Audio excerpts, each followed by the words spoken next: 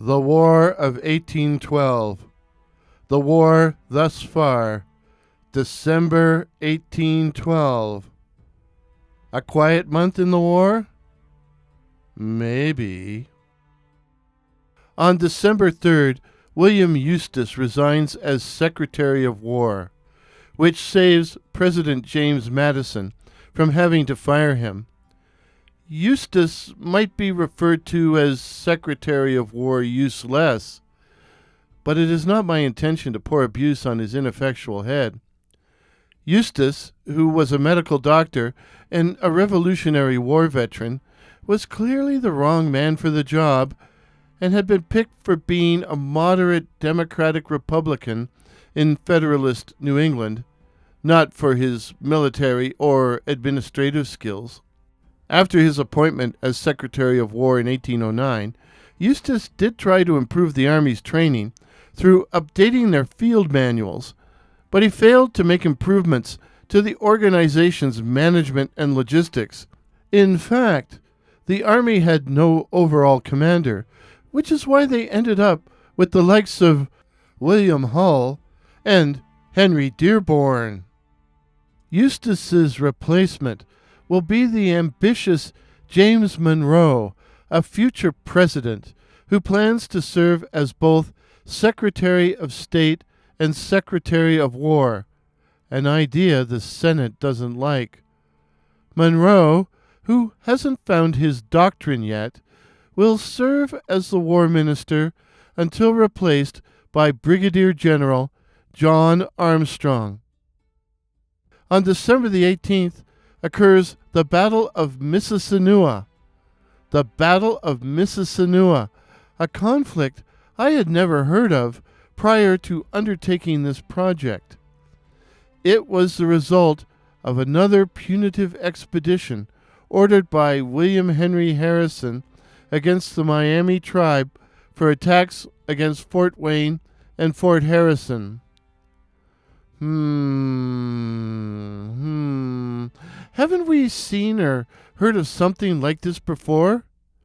If you don't know what I'm talking about, please check out my November 1812 video for the details of the Battle of Wild Cat Creek, aka Spur's defeat. On December 14th, a force of 600 mounted troops under Lieutenant Colonel John B. Campbell leave Fort Greenville with the objective of destroying Miami villages situated along the Mississinewa River. At the same time, Campbell was ordered to avoid inflicting any unnecessary harm on friendly Native Americans. Yeah, right.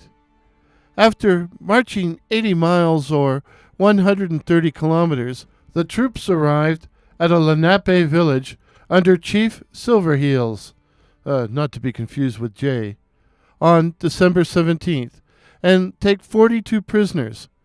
The force then proceeded to attack 2 Miami villages, killing many and taking 76 prisoners, including 34 women and children.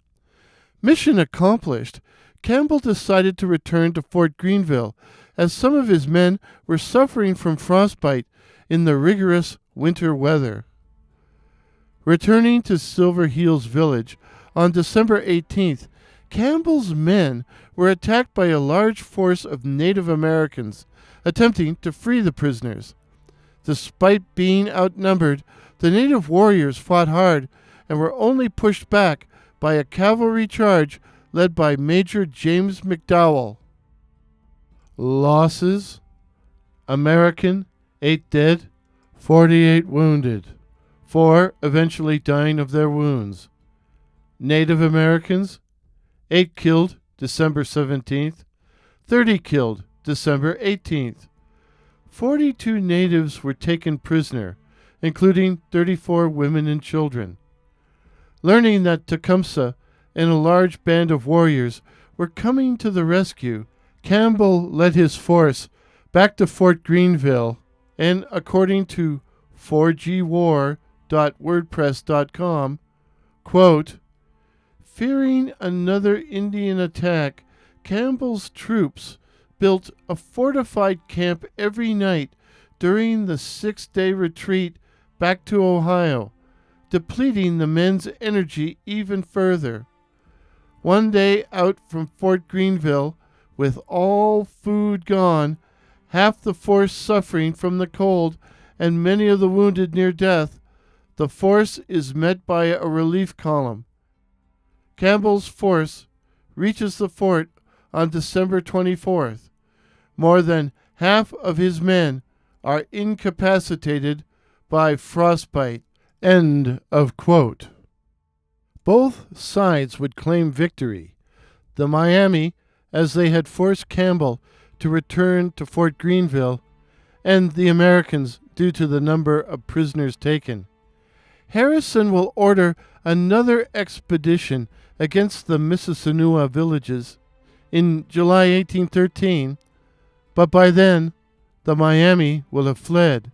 Today, the Battle of Mississinewa is commemorated each October with the largest War of 1812 reenactment held in the United States. On December the 26th, Boxing Day, Great Britain's Royal Navy begins a blockade of both Chesapeake and Delaware Bays, beginning a campaign of raiding and harassment, which will eventually lead to the burning of Washington, D.C. in 1814. December 29th witnesses two naval events. USS Constitution encounters HMS Java off the coast of Brazil. The Java was actually a captured French ship, the Renommee, Renommee, which had been built in 1805. Wikipedia describes it, quote, as a 40-gun Palais-class French Navy frigate, but the vessel actually carried 46 guns. End of quote. During the encounter, the Java, which had less firepower and a less experienced crew, many of them new recruits, was outgunned by the much heavier Constitution under the command of Commodore William Bainbridge. The captain of the Java, James Lambert, was killed by a sharpshooter, and command devolved onto Lieutenant Henry Ducey Chads. Who, owing to the damaged state of the Java, had no choice but to surrender his ship. British casualties were 22 dead, including Captain Lambert, and 102 wounded. The Americans had 9 dead, plus 57 wounded, including Commodore Bainbridge. Several of the wounded would later die. As the Constitution's helm, aka steering wheel, had been shot away, Bainbridge replaced it with the Java's. But the Java being too badly damaged to be taken as a prize, Bainbridge had it set on fire on New Year's Day, 1813, and it blew up. Talk about New Year's fireworks. The same day as this naval action, Paul Hamilton, America's 3rd Secretary of the Navy, a post he has held since 1809, resigns. Wikipedia states that while Hamilton was a proponent of improving and expanding the Navy, he found, quote, Congress hostile and the President indifferent to his ideas, end of quote, a statement which I have read in a number of other sources. According to historian J.A.C. Stagg, Hamilton is also beset by personal problems. He will be replaced by William Jones, a Philadelphia merchant with a greater handle on maritime affairs. Meanwhile, the Army under William Henry Harrison is on its way through the snows to Fort Detroit. Is another invasion of Canada in the works? Only time will tell. Stay tuned. If this is your first visit to 1812 channel, my name is Warren, and I'm your host. I'm not a historian, nor am I an expert on the War of 1812. Instead, I'm a student wishing to learn about the conflict. Each month, for the roughly 3 years of the war, I will outline the major events, and I will also review a book on the war. Did I miss anything today? Any errors? Then let me know in the comments below. And when the barrage lifts, cheers. Cheers. Thought I had an echo there. Pictures used in today's video, courtesy of Pix here, that's PX here, and they show some 1812 Ohio militiamen and several shots of the USS Constitution, Old Ironsides. The music today is The Pyre by that patron of the internet, Kevin MacLeod. I chose it as it had given me an earworm, and I hope it gives you one too. Thank you for listening.